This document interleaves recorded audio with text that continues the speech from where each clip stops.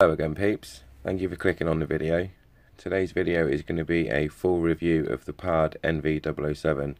So if you're interested to hear my thoughts on this bit of kit, please stay tuned. Right, so I won't go super crazy over this because I know how people just love unboxing videos, but this is the box, this is how it comes. As you can see in my local RFD, it retailed for £399.95, so just shy of 400 quid. Nothing super fancy. I'll try and get through this as quick as possible. Comes in a fairly nice presentation box, and you've got like your warranty and a little instruction book, which is okay. It starts off in Chinese and then English is at the back, and some of the wording is a bit funky, so you have to reread it a few times to kind of get the translation. And the unit itself comes in the box, obviously, and then behind this little holding section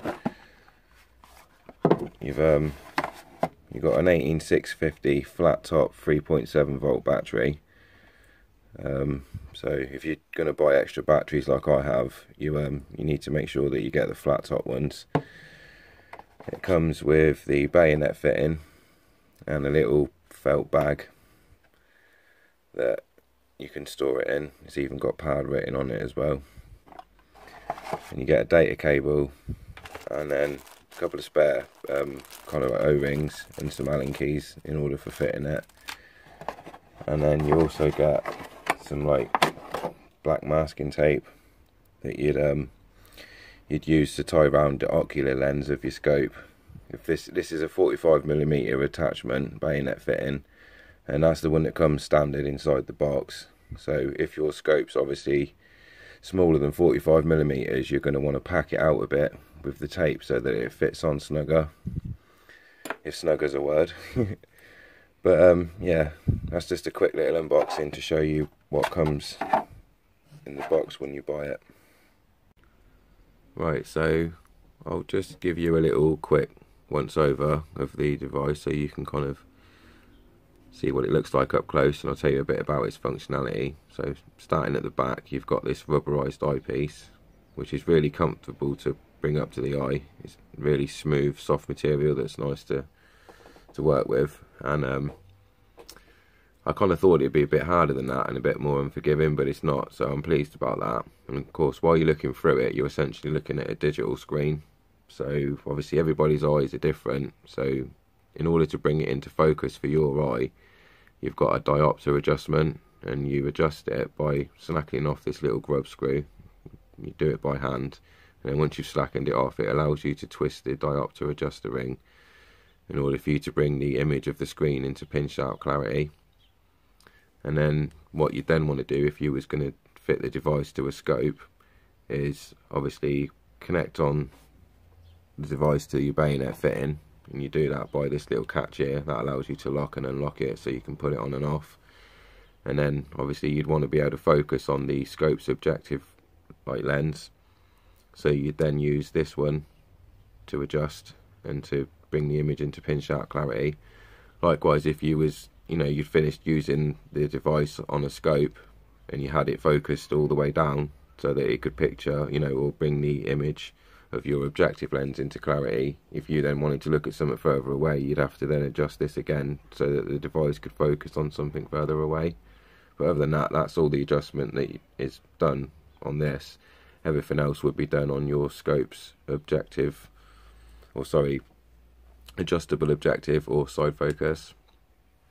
So this little rubberized gate here is what's used for housing your kind of like the USB socket, HDMI and SD card.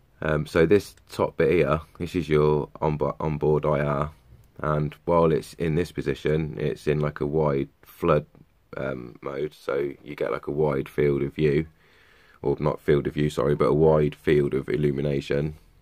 So you'd be using that if you were working up close to something, and then if you wanted to look at something further away, you pull this out, and what that then does is focuses the light down into like a spotlight beam, so you can see over further distances. And it's silent to use, so you're not going to spook anything if you start adjusting that whilst you're out.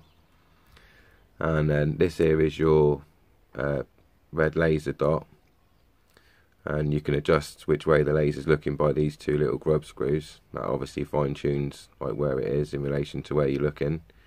This little thing here, or little socket here, is for your battery.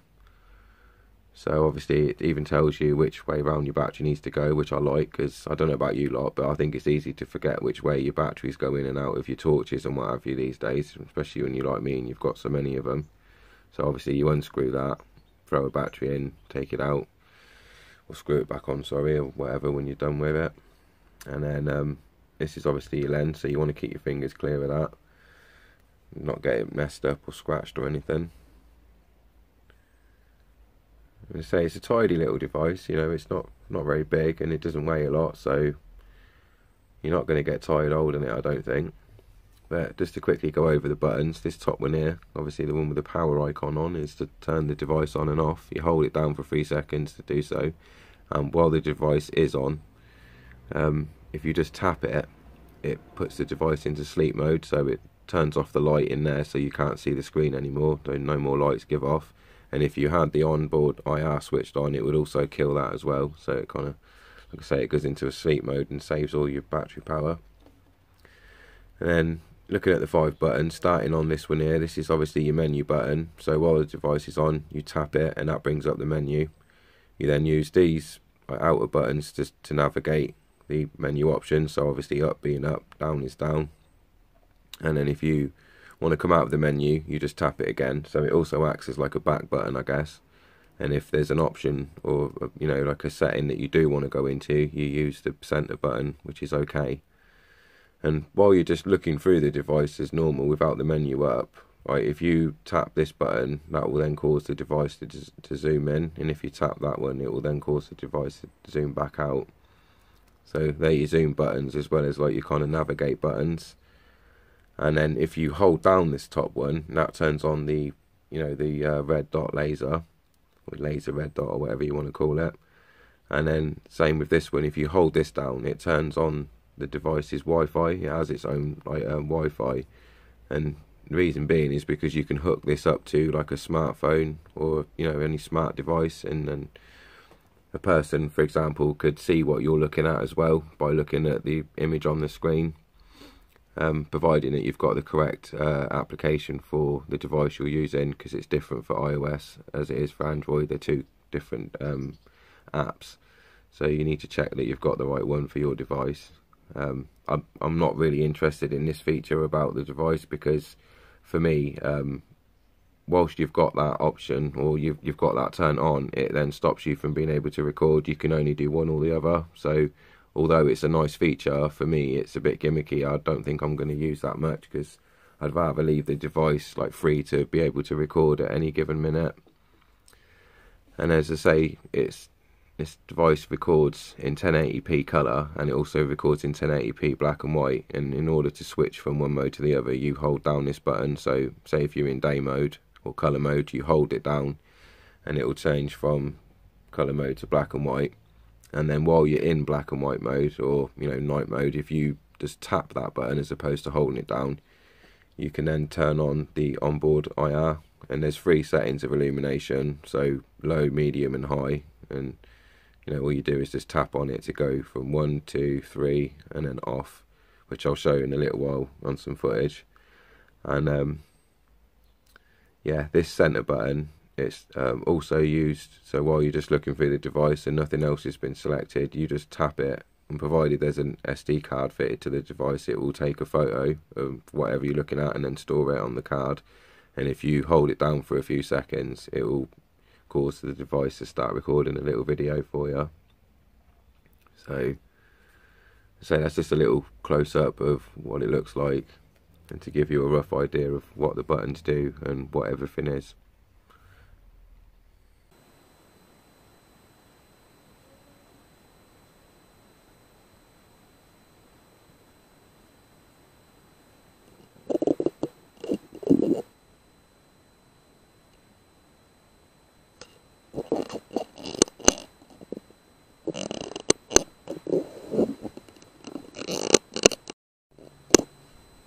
So just to give an idea of what the pads look like through the daytime, I mean, That board there is 25 metres away, and the trees in the background are 100, and the ones in the very distance are well over 1,000 metres.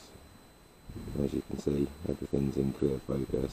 Our house is about 350 metres away, and then I'll do another go later on when it's dark, so you can see what it's like to be used as a spotter during the night time as well, over the same distances that I'm looking at now. Right, so here we are then in the exact same position as the previous clip, and this footage has been taken on my Samsung S7 smartphone, and the reason I'm doing it is because I'd just like to emphasise how good the sensor is on the pad. Like, you know, right now the camera's doing a perfect job of what it's like for the naked eye to see into the dark areas of the field. I can't see nothing. That gate's barely visible, and stuff in the distance is vastly becoming invisible as well now. And I just want to take this clip on an ordinary camera, and then I'll take another clip seconds after. I'll put my phone in my pocket light, just to give you an idea of what the pad can do at this sort of low light condition, because it does a great job of rendering a clear image right up until there's absolutely no light left. And I'm hoping that these few clips will illustrate that, because obviously people buy the pad for its night vision predominantly, I would imagine, but I'd just like to show how decent the image is right up until last light whilst you're still using colour mode. Okay, so moments after the previous clip was taken, again now I'll scan round with the pad.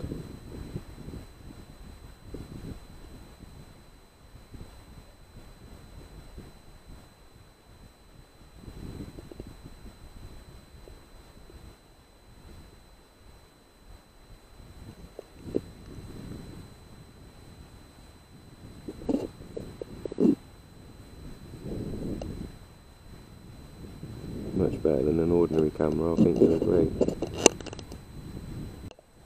Okay, so here we are then in the exact same position as all the other clips, and this is using the pad now, and I've just done a quick pan around the field and you could barely tell.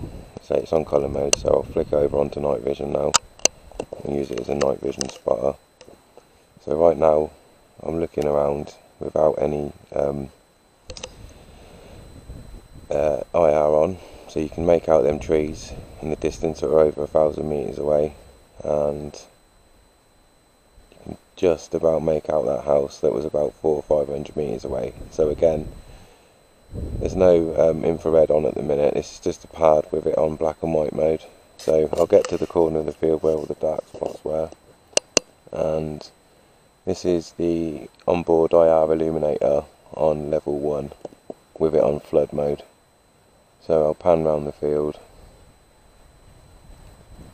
As you can see, the gate there perfectly in clear view at 60 metres away, and the trees at the bottom of this field that were 100 metres away perfectly clear, and beyond that not really much else. So if I put the light onto like a kind of beam mode, you can actually see that even on IR level 1 it's just whitening out distances of, you know, these sort of distances. There's just no need for it to be on such a spot. So I'll take it off a bit, and again back in that corner with it on flood, and now I shall put it on IR level 2. So again, that's just completely notched it up a bit. You can see a hell of a lot clearer all of a sudden. And that's the gate again.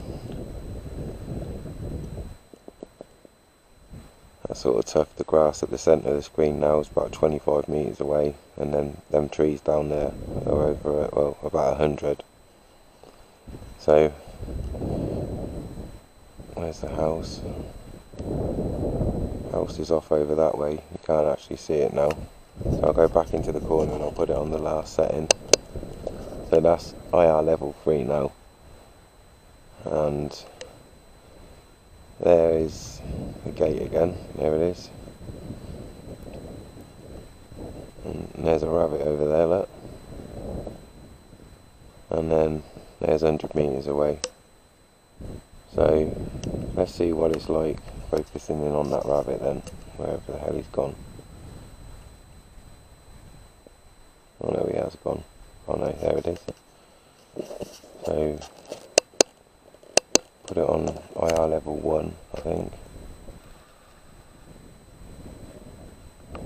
And there you go, look. I think without using my nighttime rangefinder, I'd say that's about 70 metres away, that is. And perfectly visible. Okay, so I'll put the pad onto the scope now, and I'll do the same sort of thing whilst it's attached to the scope.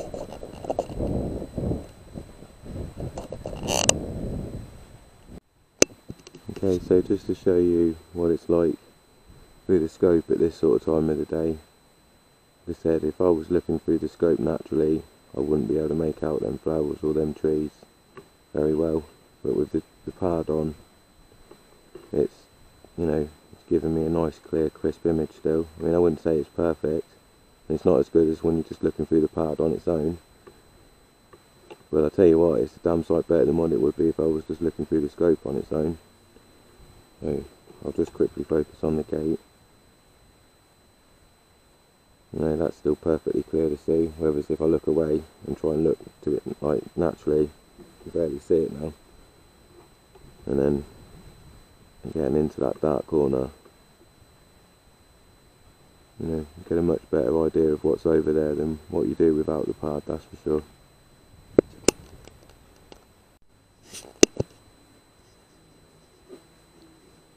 Okay, so this rabbit's about 80 metres away, and as you can see, it's perfectly clear image. He knows we're here, but he's not bothered because I'm far enough away for it not to care.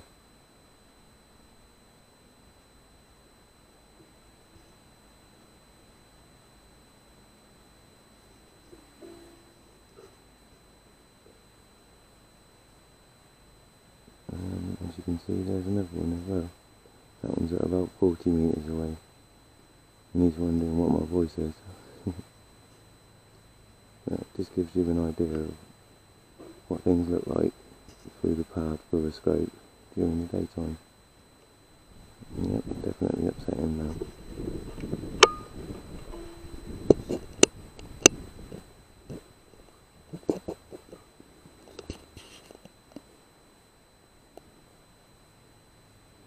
Well, there's two there, that. That looking pretty. Okay, so please don't worry, there's absolutely no way I can send a pellet towards this horse, as the rifle I'm using is not loaded, and there's no magazine in it or anything. But just to give you an idea of what a much bigger animal looks like at about 80 metres through the pad, on the same scope as what I was using to look at the rabbit with, and on the same magnification, and as you can see, the pad does a great job of giving you a nice clear crisp image.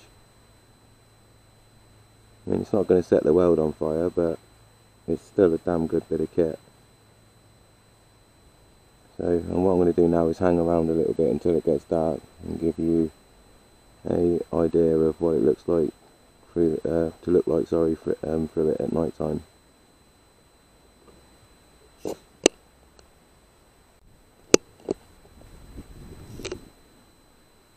So these rabbits, one's at about, I don't know, 50 metres, and the other one's at about 60 odd.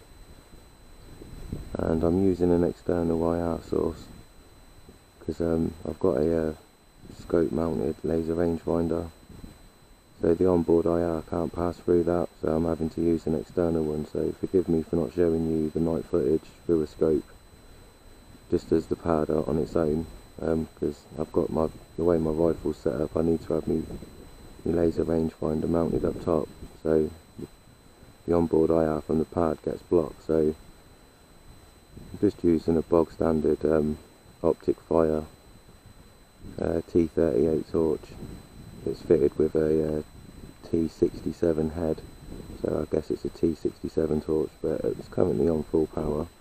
This rabbit's at about 50 meters, and the magnification on my scope is about 6.5.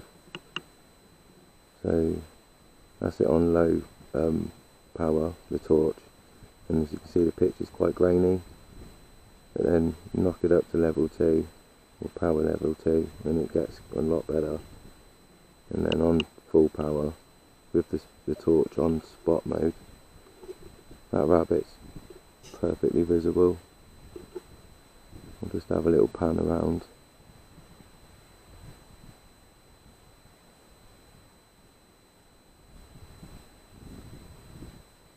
Yeah, there's another one down there.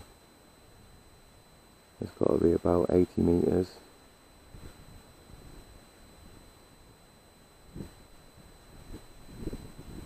But yeah, I'm really pleased with this bit of kit. I think the image quality is 10 times better than the last thing I was using.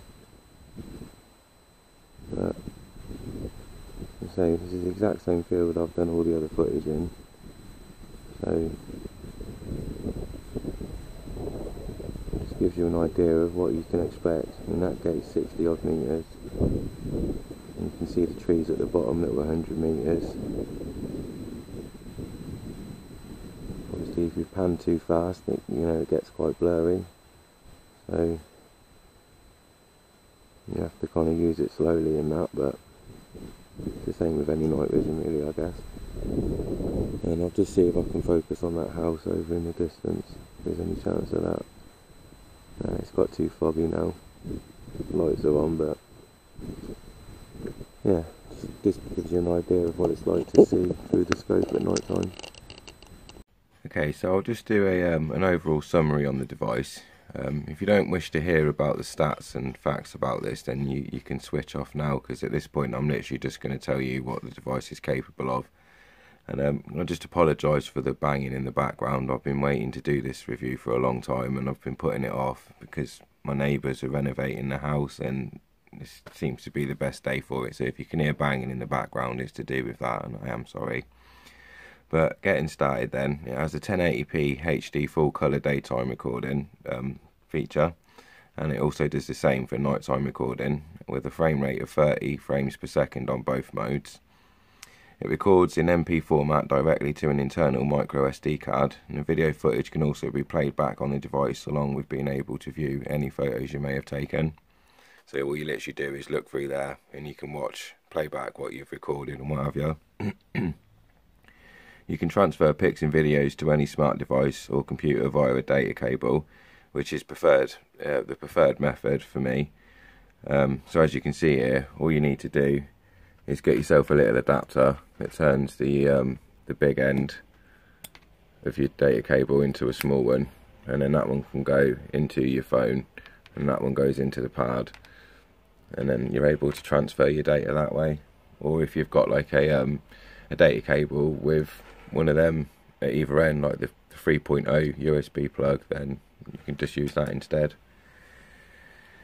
And you can also transfer data via the dedicated app, which is called PP Show, and it's compatible with OS X and Windows systems, and it has a built-in 5-watt 850 nm IR illuminator, which is good for helping you to see out to around 200 meters easy, with its variable focus from spot to flood and 3 power settings, high, medium and low. And it has a built-in laser red dot for use as a marker or a range finding tool, and it has an 8-hour runtime depending on the built-in IR usage, and it's powered by a single rechargeable flat top 18650 battery. So obviously you can buy a few of these like I have here. I've got one in the pad as well, and I've also got a few more coming in the post, so that way I'll never run out of juice, as it were. And it's a lightweight design of 250 grams on its own without a battery fitted, and it's recoil rated up to a .308 caliber rifle. And the quick and easy bayonet fitting system is very clever and works really well, plus additional bayonet fittings can be purchased to allow you to swap from rifle to rifle effortlessly. And the them bayonet fittings come in 3 size options, so you get a 42mm, 45mm and a 48mm one. has a digital zoom function, which is from 0 to 3.5, and which allows you to increase digital image size of your reticle when fitted to a scope, which then allows you to keep your scope's optics at a lower magnification and allow more light in if required, which is perfect for nighttime shooting in my opinion. So I don't know if you know, but when you're using nighttime light equipment, in most cases you need to use a low magnification to allow more of the light to come back in through the scope to give you a clear image. Well, as I say, with the digital zoom, it allows you to keep it on a low magnification and then zoom in via the pad instead of an optical zoom, which will obviously retain the amount of light that comes in still. And it also has a focusable diopter, which is really helpful as well, because as I said before, people's eyes are different, so that's good for giving you a clear image. And has a built-in Wi-Fi which allows viewing and remote recording via phone and tablet using a dedicated app which is iOS and Android compatible. Okay, to scratch what I said before at the start about not being able to record when sharing video footage with other devices, it turns out I will be using that feature after all. And yeah, standby mode turns eye display off to prevent spooking of quarry from screen glare and draining the battery, which is another good feature which I've used a few times already since I've owned it. And it has adjustable brightness and exposure control to allow greater detail during very low light conditions using the plus and negative button. And it has a 16mm focusable lens. And then lastly, it has a 1-year manufacturer warranty with full night vision online UK support. Okay, so that was what's good about the device, and if I may, I'd just like to share a few bad points about it. So first up is, in my opinion, device's mic is rather poor. It does an okay job, but it would have been nice if it was better. I deliberately used it a fair bit during the review to give you an idea of what to expect, but I think in most cases people would rather turn it off and do voiceovers, etc., as if I'm honest, it's not a great microphone. And my second gripe is the device's buttons. They don't feel cheap or out, but they make a fair bit of noise. The sound of operating them plagues your video footage.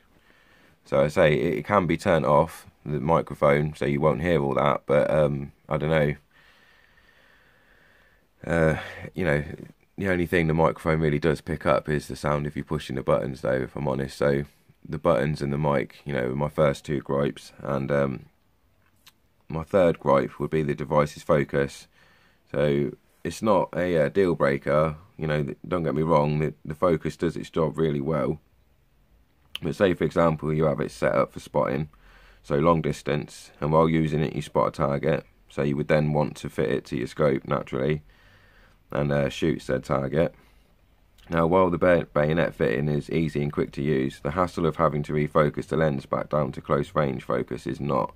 It takes a fair few turns to get your scope's reticle back into focus, which takes a fair bit of time. And if you're out with a heavy rifle shooting freehand and have nothing to set your rifle down on, such as a set of shooting sticks or a bipod, then you're going to struggle to adjust the pad's focus ring easily. And for me this was a bit of a pisser, as I was honestly expecting the transition to be as simple as a quick click or unclip in, but due to the focus issue it's just not. So it's not exactly a deal breaker, like I say, but it is worth noting, you know, the transition from your naked eye to the scope means you need to refocus each time, and obviously vice versa if you're going back from scope to your naked eye. And then my fourth gripe is you may well need to get some sort of external IR, as the onboard IR is situated very low on the device, so when it's mounted to your scope it's very easy to block it, like the you know, the throw of the torch as it were. So if you've got things like high scope turrets, or you know, a scope mounted laser rangefinder like I have, or things like a breakaway coaster, which I have all three of the examples I've just mentioned on my scope, you know, your IR is going to get blocked. You're going to have to get some sort of external one. So again, you know, it's a bit of a gripe really. And then lastly, this is kind of just, you know, a little niggle on my behalf. I kind of, you know, I overcome it very easily, but again, it's something I feel is worth mentioning. The NV08, so the next step up from this, actually comes with a case. But as you saw at the start of the video, the 007 just comes in a box. So in all likeliness, you're going to need to buy some sort of case for it, like I have here. So all this stuff fits in there lovely. Just try and do this quickly.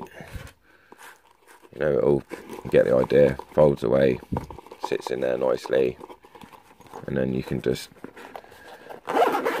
zip the case up, you know, and when you get to your permission, you know, that's all your night vision stuff pretty much in one little case, which I think it's just good for keeping your kit tidy and keeping it protected. So again, it's a bit of a gripe because, you know, the unit's not supplied with one, but the 08 is, so that kind of annoyed me a little. And then right, so that's the end of my review now. I hope you found it insightful, and if you liked it, please give the video a thumbs up, and thanks for watching, and please don't forget to subscribe to the channel.